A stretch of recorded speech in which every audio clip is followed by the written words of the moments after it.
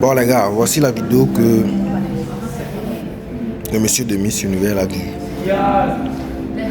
Et la raison pour laquelle il dit que Olivia ne peut pas être Miss. Le passeport africain. Enfin, le passeport africain, en réalité, a un problème. Ça, on ne peut pas le nier. Mais quelle est la solution que l'on peut apporter pour que le passeport africain devienne ou bien prenne de la valeur? Est-ce que le problème, ça existe déjà? Ouais. L'économie et tout ce qui va avec. Il faut trouver une solution. Suis d'abord la vidéo. Le petit l'a cassé un vrai papo. Un vrai papo. C'est un papo là que le monsieur l'a vu. Suis la vidéo. Pour ceux qui ont la chance de voyager et qui ont ce passeport, je vous jure, on souffre. On souffre, on n'a pas vraiment de liberté dans ce monde. Enfin, on a une liberté, mais pas comme tout le monde. Dites-vous, là, je suis au Japon et je suis censé aller en Corée du Sud. Un trajet qui ne fait même pas 2 heures. Sauf que quoi? Je ne peux pas faire ma demande de visa ici directement au Japon parce que j'ai un passeport africain. Je suis obligé de retourner dans mon pays, prendre un billet qui me coûte 2000 €, après revenir. Et quoi?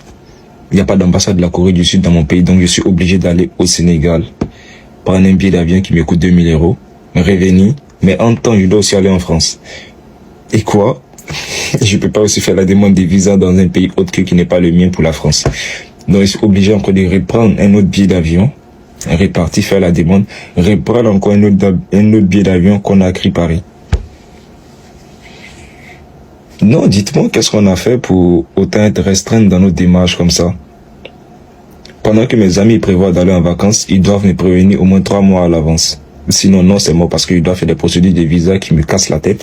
Tandis que eux, ils prennent juste leur téléphone, ils achètent un billet d'avion et allez, on y va.